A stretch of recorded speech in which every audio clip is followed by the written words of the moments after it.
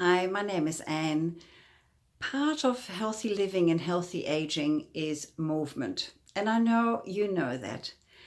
I wanted to share a few little experiences that I've had in my life that have become more and more important. As I developed the natural facelift, at first it was about how to rejuvenate my face, and then I became passionate about sharing this with you and empowering you. With time, however, it became much more than that. It grew on me, and now I'm very passionate about sharing about healthy living and healthy aging. One experience I've had in my early 20s, I was walking behind an elderly lady, and I still see that location in my mind's eye. She had difficulty walking, and it really struck me that I was lucky, A, to be young, and B, to be healthy and fit. That lesson that this lady taught me without knowing she did remains with me still today. I'm very aware that I can walk without discomfort and without pain, and I am very lucky. However, I've made my own luck as well. I have exercised throughout my life. I've been lucky enough to have loved swimming as a child and a teenager.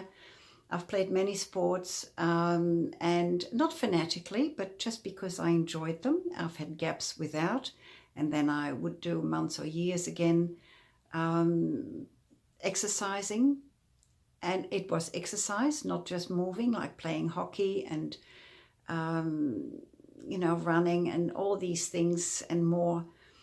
So my body has been trained to be fit. The muscles have been used a lot. And that is what I want to share with you, that if you do not like exercise, and the word I see a lot of clients, no, not for me, thank you. I don't like going to the gym. I don't like sweating. You don't need to. It's about movement. And when we are born to move, believe it or not.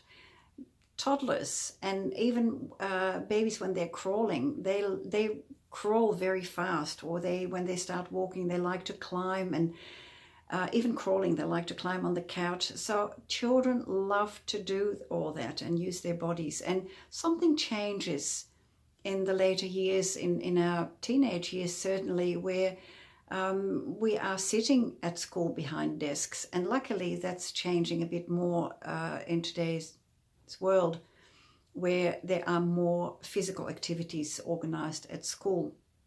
In my day, it wasn't. We were sitting behind a desk from 8 to 4, 4 days a week, and then Wednesdays and Saturdays, believe it or not, from 8 to 12. And we had some gymnastics, and we had swimming once a week in the last 3 years of high school, but that was about it then. And so it is important to keep moving, and the technology we have at our disposal today is fabulous. However, it also nails us down to a chair more often. So we sit talking to our friends on the phone or on the computer. We watch movies wherever we are, sitting on a chair. So we need to get out. It is important to go for a walk to the shops. It's important to climb the stairs, use a bicycle if you have one. We need to move our bodies. It is made for it. It also helps with general health. It helps all the organs and glands and the muscles to stay healthy and fit and alert. So when you need to run to catch the bus, you can do it. There's no discomfort. It's just an innate reflex. And that's what we were born to do.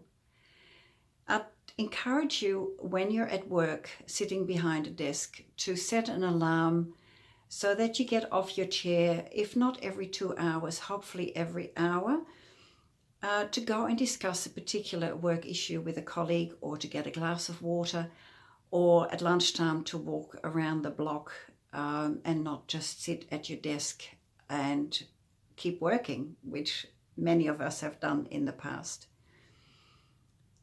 Move. The other thing is balance. balance is also crucial as we age. Many elderly people who have lost that sense of balance, they hesitate putting their feet down. They're not sure of the depth of vision because their eyes often are not 100% anymore, and they can't see if the gutter is high or lower, so they hesitate and may catch the gutter with the toes and fall over, which they can sprain their ankle, hurt their knee, break their pelvic bone, and all that is not good as you get older. So I would urge you to keep working on your balance as well from a young age, and I'm talking before you're 10, 13. Encourage your children, your grandchildren to do just that. Balance on one foot, make it a game. And if you can, balance on one foot with your eyes closed and see how long you can do that. As we get older, it becomes shorter and shorter. So practice it. The brain adjusts to it.